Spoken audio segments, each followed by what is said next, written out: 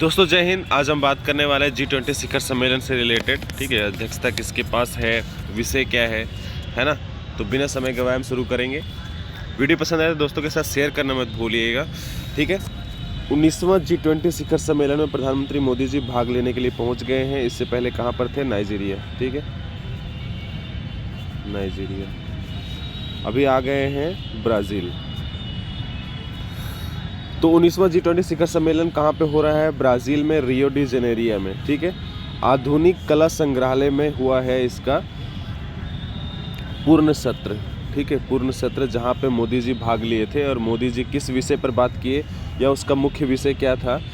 पूर्ण सत्र का अलग अलग सत्र आयोजित होता है, तो पूर्ण सत्र में तो मोदी जी भाग लिए थे। उसका सत्र का विषय क्या था? तो विषय था भूख, गरीबी, असमानता के खिलाफ लड़ाई। ठीक है, याद रखना। कहाँ पे हुआ है? तो रियो डी जेनेरिया में आधुनिक कला संग्रहालय है, एक म्यूजियम है वहाँ पे। कहाँ पे? ब्राज़ील में। ठीक है, ब्राज़ील का एक शहर है ये रियो डी जेनेरिया। ये बहुत बड़ा शहर है, वहाँ पर आगे बढ़ते हैं। ठीक है, लेकिन राजधानी नहीं है, उसके बारे में बात करेंगे हम। विश्व के कई नेता, अंतर्राष्ट्रीय संगठनों के प्रतिनिधि विभिन्न सत्रों में भाग ले रहे हैं और इस वर्ष के घोषणा पत्र के प्राथमिकता वाले क्षेत्रों पर विचार विमर्श कर रहे हैं। इस वर्ष G20 घोषणा पत्र के बारे में भी हम बात करेंगे। इस वर्ष G20 शिखर सम्मेलन का विषय क्या है? वो पूर्ण सत्र का था। ठीक है, भूख, गरीबी, असमानता। लेकिन इस वर्ष का थीम क्या है? तो थीम है या विषय है एक न्यायपूर्ण और टिकाऊ विश्व का निर्माण। ठीक है, ये प्रश्न पूछेगा ऐसे। ठीक है, कहाँ हुआ था, क्या विषय था, है ना।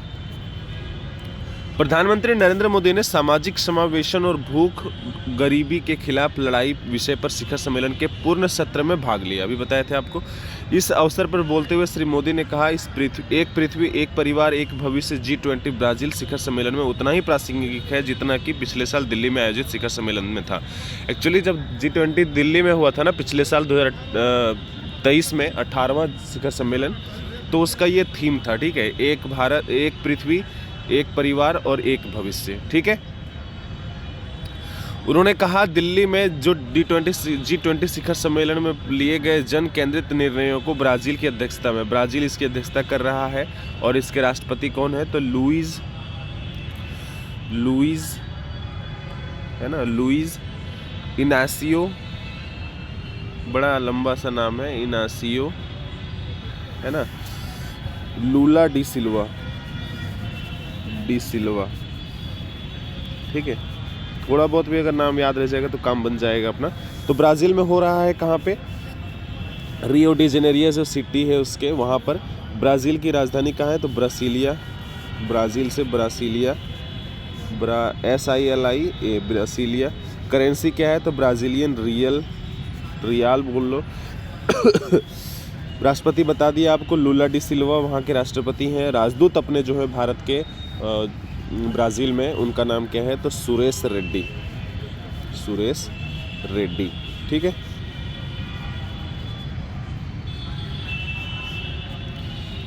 आगे बढ़ते हैं। विषय बता दिया आपको, मोदी जी पूर्ण सत्र में भाग लिए थे। G20 नेताओं ने ब्राज़ील के शहर में अपने 19वें शिखर सम्मेलन में रियो डी जेनेरिया घोषणा पत्र को अपनाया। घोषणा में क्या क्या था वो देखेंगे। जलवायु परिवर्तन और यूक्रेन तथा पश्चिम एशिया में युद्धों पर कार्रवाई का आह्वान किया। ठीक है, वो तो होता रहता है, होता कुछ नहीं है। कल रात जारी घोषणा का उद्देश्य क्या था? तो इसका प्रमुख उद्देश्य था वैश्विक चुनौतियों और संकटों का समाधान करना तथा मजबूत, टिकाऊ, समावेशी विकास को बढ़ावा देना। ठीक है, घोषणा में सुरक्षा परिषद की संरचना को बढ़ाने का आह्वान किया गया। ये आह्वान करते रहते हैं लेकिन भारत को सदस्यता देते नहीं है ना, इतनी बड़ी आबादी वाला देश। ठीक है, अफ्रीका में एक भी प्रतिनिधि नहीं है, तो ये बदलाव करने के बार करते रहते हैं। ठीक है, घोषणा में सुरक्षा परिषद की संरचना को बढ़ाने का आह्वान किया गया जिससे कम प्रतिनिधित्व वाले क्षेत्रों और समूहों का प्रतिनिधित्व बेहतर हो सके। ठीक है, मतलब जो नहीं है सदस्यता जिनके पास, उनको देने की मतलब एक तरह से आह्वान किए हैं। ठीक है, यूनाइटेड नेशन में। प्रधानमंत्री ने इस बात पर जोर दिया कि वैश्विक संघर्षों के कारण खाद्य, ईंधन, उर्वरक संकट से वैश्विक दक्षिण, अपना दक्षिण एशियाई देश है ना, उसके बारे में बात कर रहे हैं। तो क्या क्या, खाद्य, ईंधन और उर्वरक संकट से हम जो, एक तो विकासशील हैं हम, है ना, और इन चीज़ों से हम क्या है, लड़ रहे हैं। तुम कहीं ना कहीं जलवायु परिवर्तन पर हम बहुत ज़्यादा काम नहीं कर सकते, क्योंकि काम तो करना ही पड़ेगा, कर नहीं सकते ऐसा नहीं कर सकते, लेकिन हमारी ज़रूरत भी ज़्यादा है और विकासशील है ना, तो हमको टेक्नोलॉजी भी चाहिए और पैसा भी चाहिए। उन्होंने कहा कि चर्चा तभी सफल हो सकती है जब दक्षिण की चुनौतियों और प्राथमिकताओं को ध्यान में रखा जाए। ठीक है। और प्रधानमंत्री मोदी जी जब ब्राज़ील पहुंचे तो वहां के राष्ट्रपति प्रधानमंत्री मोदी का स्वागत किए ब्राज़ील के राष्ट्रपति लूला डी सिल्वा। ठीक है, लूला दा सिल्वा। ठीक है, आगे बढ़ते हैं। अभी G20 शिखर सम्मेलन खत्म हो गया और मोदी जी पहुंचने वाले हैं कहाँ पे, जब आप देख रहे होंगे तो शायद पहुंच जाएंगे गुयाना। ठीक है, ये भी दक्षिण अमेरिका की कंट्री है और अब ब्राज़ील भी। केंद्रीय वित्त मंत्री निर्मला सीतारमण बैंकों का वित्त वर्ष, ये इतना इम्पोर्टेंट नहीं है, ठीक है, देख लेना। 25-26 में इतना लाख रुपए और 26-27 में इतना लाख रुपए MSME को ऋण देने का लक्ष्य रखना चाहिए, ऐसा उन्होंने कहा है बैंकों के लिए। ठीक है। अच्छा, MSME के मंत्री कौन है, तो जीतन राम मांझी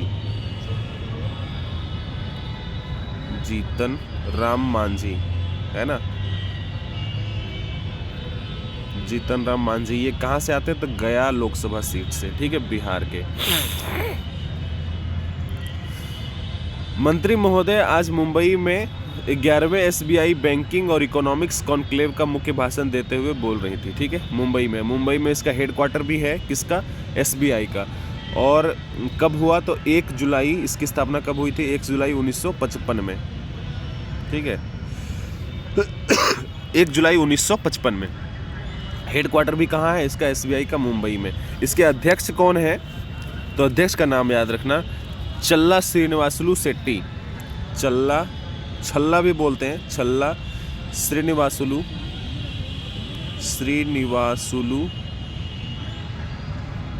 शेट्टी। ठीक है, शेट्टी। ठीक, आगे बढ़ते हैं। भगवान बिरसा मुंडा की विरासत को याद करने के लिए देश भर के शैक्षणिक संस्थानों में, इसके बारे में हम कल भी पढ़े थे, शैक्षणिक संस्थानों में जनजातीय गौरव पखवाड़ा मनाया जा रहा है। देश भर में मनाया जाने वाला यह उत्सव भारत की, ये किसके सम्मान में, तो भगवान बिरसा मुंडा के सम्मान में। ठीक है, भारत की समृद्ध आदिवासी विरासत, आदिवासी समुदायों के योगदान का सम्मान करता है।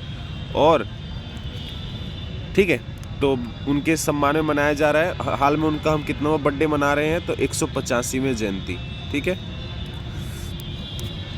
याद रखना।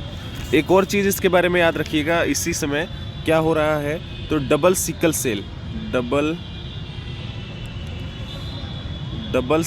सेल।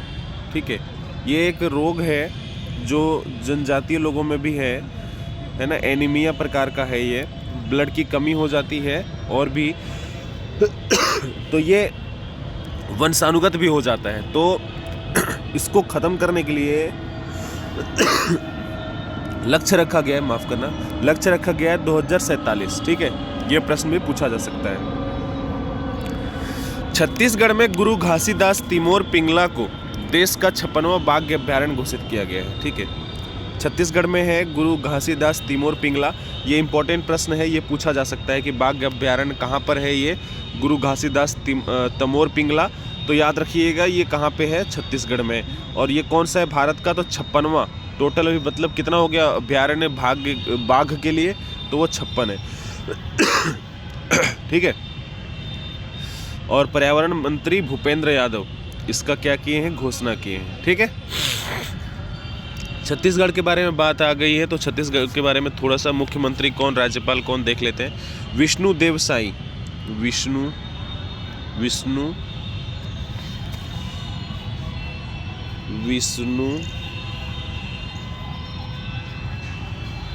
देव साई। और गवर्नर कौन है, तो रमेन डेक्का।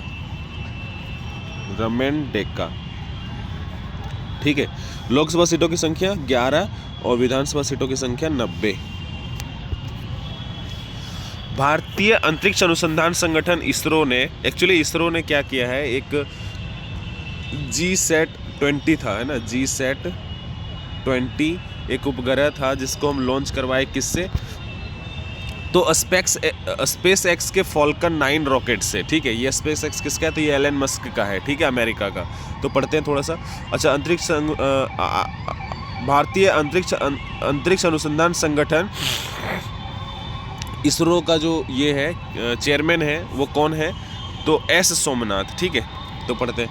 भारतीय अंतरिक्ष अनुसंधान संगठन इसरो ने कल रात अमेरिका के कैनावेरल से स्पेस एक्स के फाल्कन 9 रॉकेट के जरिए अपने सबसे आधुनिक संचार उपग्रह GSAT-20 को सफलतापूर्वक लॉन्च कर दिया है, ठीक है। ये GSAT-20 कहाँ से हुआ है, तो स्पेस एक्स के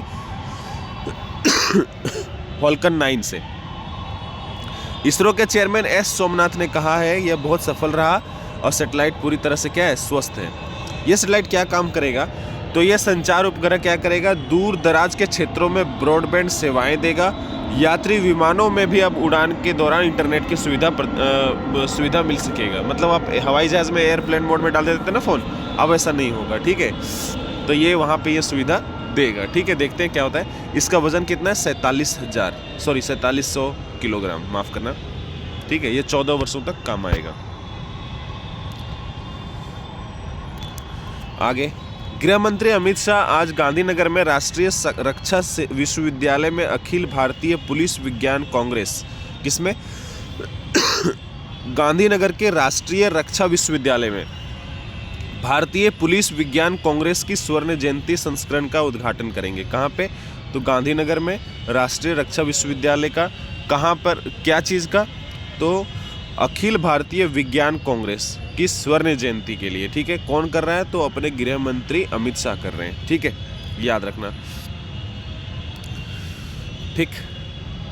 मुख्यमंत्री भी यहाँ पे उपस्थित होंगे, गुजरात के भूपेंद्र पटेल, और गवर्नर कौन है, गवर्नर उपस्थित नहीं होंगे लेकिन नाम सुन लो, आचार्य देवव्रत, आचार्य, ठीक है, आचार्य देवव्रत। और लोकसभा सीटों की संख्या कितनी है, तो 26। विधानसभा सीटों की संख्या कितनी, 182। और 182 से एक और चीज़ याद रखना, statue of unity Sardar Vallabh भाई पटेल की जो मूर्ति है वो भी 182 फीट ही है, ठीक है। 182 मीटर या फीट एक बार जरूर चेक कर लीजिएगा, लेकिन 182 है। मध्य प्रदेश में एक अनूठी पहल के तहत राज्य के झाबुआ जिले में राष्ट्रपति द्रौपदी मुर्मू और प्रधानमंत्री नरेंद्र मोदी के भाषणों और राष्ट्रीय महत्व के प्रमुख गतिविधियों का भीली बोली में अनुवाद किया जा रहा है। कहाँ पे, मध्य प्रदेश के झाबुआ में, ठीक है। किसके, तो प्रधानमंत्री मोदी जी के और राष्ट्रपति द्रौपदी मुर्मू के और प्रधानमंत्री मोदी जी के भाषणों का और राष्ट्रीय महत्व की कुछ गतिविधियों का, ठीक है। प्रधानमंत्री के रेडियो कार्यक्रम मन की बात समेत कई भाषणों का अब तक भीली बोली में अनुवाद किया जा चुका है, तो ये थोड़ा सा याद रखना।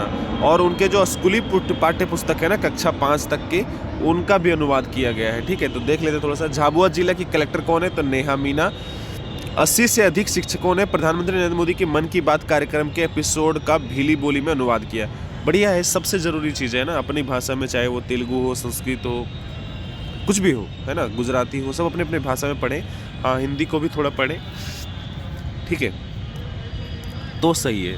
क्योंकि अपनी भाषा जब मरती जाएगी ना, तो हम कहीं ना कहीं एक तरह से वो बहुत सारा ज्ञान को भी मारता चला जाएगा, ठीक है। बहुत सारा चीज़ है जो क्षेत्रीय भाषाओं में है, कहीं पर रखा छिपा बैठा है, रखे हैं, अब सबके सामने अब तक बहुत सारी चीज़ नहीं आता है, ठीक है। तो याद रखिएगा, ये कक्षा 3 से 5वीं तक के पर्यावरण विषय पुस्तकों का भी अनुवाद किया जा चुका है, तो ये थोड़ा ध्यान रखना है, ठीक है।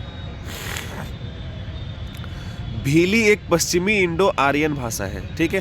भीली कौन सी भाषा है, तो पश्चिमी इंडो आर्यन भाषा है जो पश्चिमी मध्य भारत में मध्य प्रदेश सहित विभिन्न राज्यों में भील जनजाति द्वारा बोली जाती है, ठीक है। तो ये जरूर याद रखना, पश्चिमी इंडो आर्यन भाषा, ठीक। अच्छा, इतना ही है, चलो कोई नहीं। मध्य प्रदेश के बारे में थोड़ा सा, तो मध्य प्रदेश के मुख्यमंत्री सबको पता होगा, डॉक्टर मोहन यादव। राज्यपाल कौन है, तो मंगू भाई छगन भाई पटेल, मंगू भाई छगन भाई पटेल, ठीक है, याद रखना। लोकसभा सीटों की संख्या, 29, विधानसभा सीटों की संख्या, ठीक। मिलते हैं फिर, वीडियो पसंद आएगा तो दोस्तों के साथ शेयर जरूर करना। जय हिंद।